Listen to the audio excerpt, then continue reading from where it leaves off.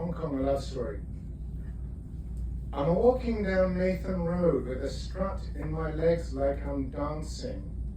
Crowds thick as steam off the paving, cars pressed cheek to cheek and blowing fury.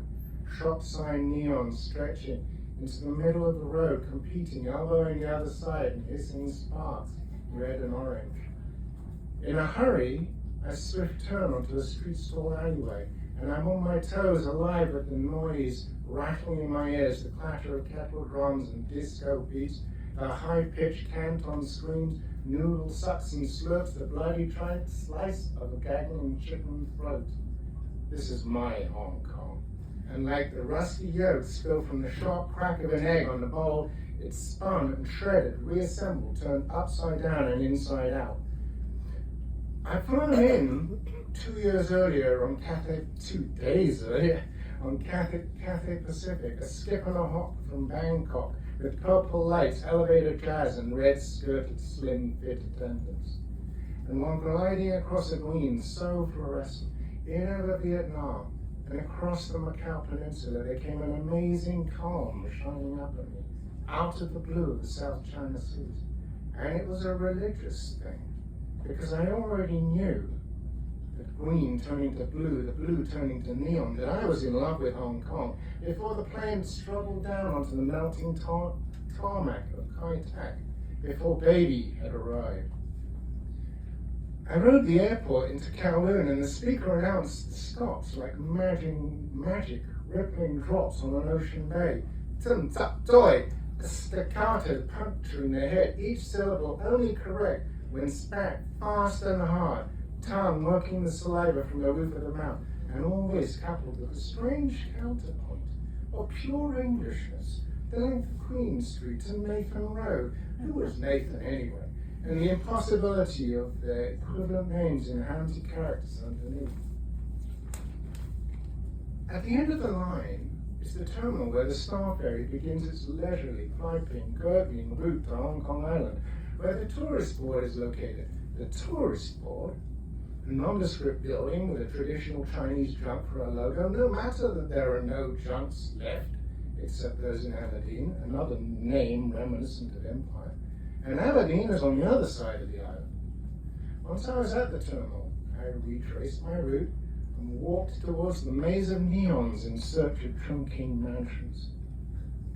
Chungking Mansions. Now that's a name. My hotel's on the top floor, the 16th, in building 105. And the receptionist is a silly kind of bastard, more busy playing noughts and crosses by himself than anything else.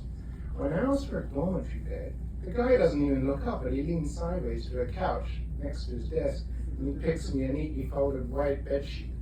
$7, he says, and his eyes are still fixed on the O's and X's. I hand him the money, but he barely glances at it, and he slides notes into a side drawer. Well, after that wholesome exchange, I searched for the room by myself, and in there I found a brotherhood of Nigerians in the middle of a self-expression group. One of them plays guitar, gives it a few strums, and in another says in a sing-song way, "Brother Jacob, confess those sins that you have committed, that we may pray for your forgiveness." Strum. Brother Jacob goes, "Brother Samuel and my fellow companions, I confess I went to a club and met a Filipino woman who persuaded me into her bed." His head bowed in repentance, while Brother Jacob at the far end of the room is accelerating the guitar strings. Now I think I might have got the wrong room, like I've hit the confessional or something. But I checked the number outside, and it's correct, so I go right back in, and Brother Samuel and his drummers say to me, "Do you believe in God, my son?" They're travelers or English teachers or buskers or nurses or hostesses or whatever else they are when they get to Hong Kong. They've all turned to something else because Hong Kong makes you a bit mad. Like you don't fit in. You're not being Chinese, but you're just being a Guai Lo. And you can tell how long you've been in Hong Kong by how crazy you are, like the American woman of ill-defined income who's been to Vietnam and back and knows the guys in the Pentagon by the color of their underpants because she's had some undercover dealings of one sort or another.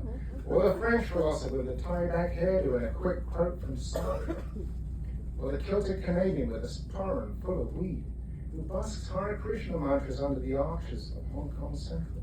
Well, the Norwegian woman has a scam for everything. For instance, she found a fact smack in the middle of Oslo, and she can tease a meal out of any man that like. She can get a free flight to London wherever she wants. She's not attractive, but she can still get all that. Yes, these travelers are in Hong Kong to decompress before going into China, because China's a bitch to travel around, and you need time to get your energy up.